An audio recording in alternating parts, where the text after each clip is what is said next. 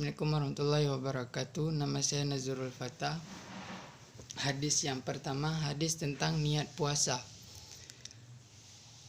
An Habsah radhiyallahu anhu qala Rasulullah sallallahu alaihi wasallam man lam yubayyit siyama qabla tulu'il fajri fala siyama lahu.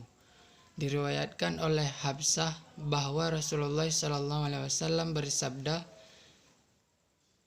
barang siapa tidak berniat puasa sebelum terbitnya fajar subuh, tidak ada puasa baginya. Pendapat ulama, menurut Imam Asy-Syafi'i, Imam Malik, Imam Ahmad bin Hambal, mereka berpendapat niat puasa dilakukan pada malam hari. Artinya niat puasa dapat dilakukan mulai terbenamnya matahari sampai terbitnya fajar. Jika dilakukan di luar waktu itu, maka hukumnya tidak sah dan puasanya tidak sah juga. Sedangkan menurut Imam Abu Hanifah, niat puasa dapat dilakukan mulai terbenamnya matahari sampai pertengahan siang.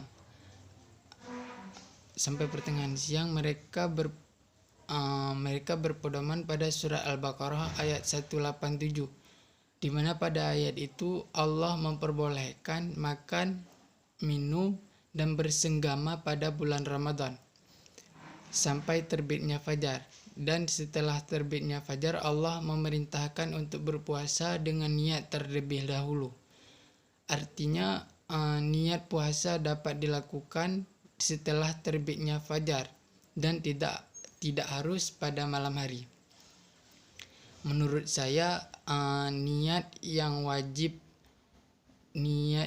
dilakukan pada malam hari yaitu niat puasa yang wajib, seperti puasa kafarah, puasa qadha, puasa Ramadan, dan puasa wajib lainnya.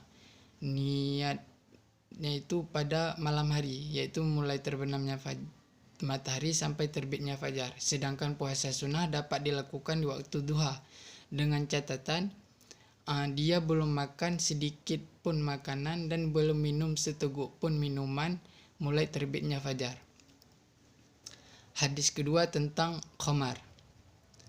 An Ibnu Umar radhiyallahu anhu qala Rasulullah sallallahu alaihi wasallam kullu muskirin khamrun wa kullu muskirin haramun. Diriwayatkan oleh Ibnu Umar bahwa Rasulullah sallallahu alaihi wasallam bersabda, semua yang memabukkan khamar dan semua yang memabukkan haram. Pendapat ulama, menurut Imam Abu Hanifah,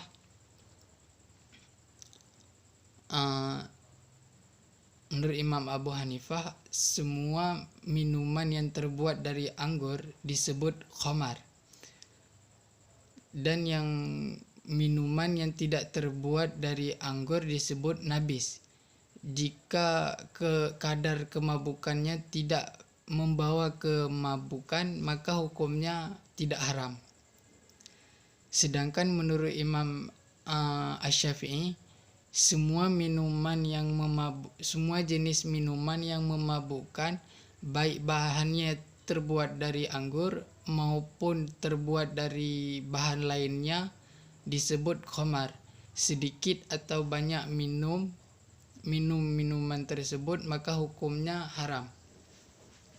Menurut saya, hukum minum minuman yang beralkohol atau yang memabukkan hukumnya haram. Kalau di Indonesia mungkin minumannya yang tidak ada lisensi atau label dari Majelis Ulama Indonesia. Hadis yang ketiga, hadis tentang haram berpuasa pada hari tasyrik.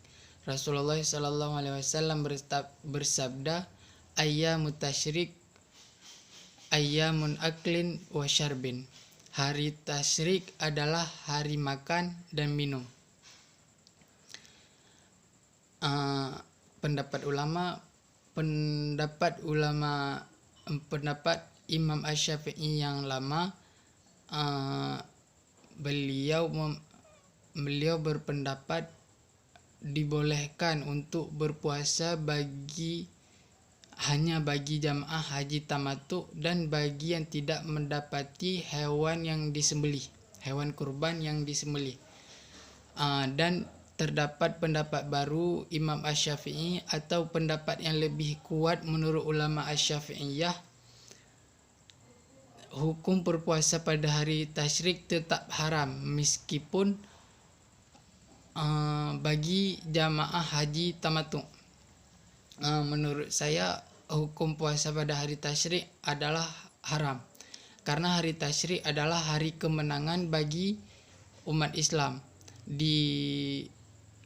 Ada 4 hari yang haram untuk berpuasa, yaitu hari Jumat, hari raya Idul Fitri, hari raya Idul Adha, dan hari tasyrik. Hari raya Idul Fitri, hari raya Idul Adha, hari tasyrik, hari Jumat. Ada 4 hari yang diharamkan berpuasa pada Islam. Sekian. Terima kasih. Assalamualaikum warahmatullahi wabarakatuh.